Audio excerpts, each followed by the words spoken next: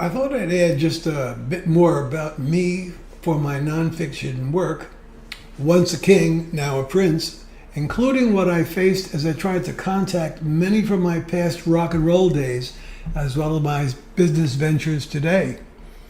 The problem with writing a nonfiction or memoir is that one must be honest. Honesty includes the hurt and the crap times one goes through as part of life. Look, without downs, how would you know what the ups felt like? Death in a nonfiction is reliving the death. One of the most depressing things about reaching out to old friends, which I'm currently doing for my nonfiction book, Once a King, Now a Prince, so that they may add some commentary, as others have, is that many are no longer with us. All members of Badfinger are now gone. Kim Simmons of Savoy Brown, Bill Ham, manager of ZZ Top, and Bill Hall, their agent who used to work for me at ATI, gone. Vinny Testa, a record producer and college buddy, Bobby Caviano, my former agent and friend, as well as the manager of Grace Jones, and more. I need a drink. My nonfiction does have an upside. The truth is that I love what I did. It gave me a chance to spread my wings and be innovative.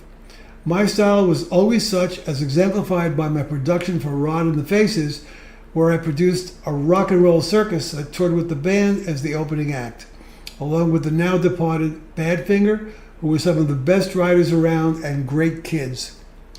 Another tour for Rod Stewart featured Scottish bagpipes as the opening act in honor of Rod's heritage.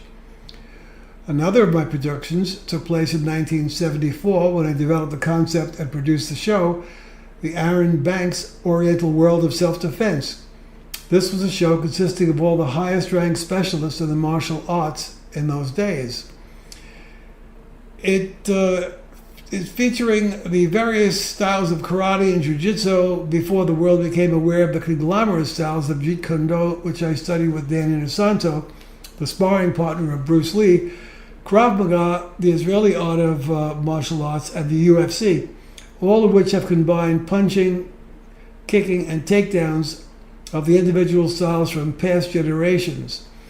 It is a fighting style that utilizes different techniques depending upon the range of space between the combatants. What would my celebratory nonfiction be without a splurge of luxury? During my years at American Talent International Limited, I developed a passion for antiques. My home and office was stuffed with the treasures of yesteryear as I hopped from one auction house or antique store to another. My favorite was Leroy's Antiques, whose real name was probably Marvin, but Leroy was the king and also one of the great clockmakers of all time. It made sense. I would also venture into the New York City museums and explore the antique furniture sections to see firsthand what made these priceless works of art so important. Aside from age and the provenance from kings on down, the thing that struck me the most was the fineness and the beauty of the workmanship. What these artisans had accomplished was to create something akin to a fine piece of jewelry. My first antique clock was a wooden-cased English clock from the late 1700s. I purchased it in the 1960s at a small shop on Portobello Road, which was a section in London that housed many antique stores and once a week an outdoor flea market for antiques as well.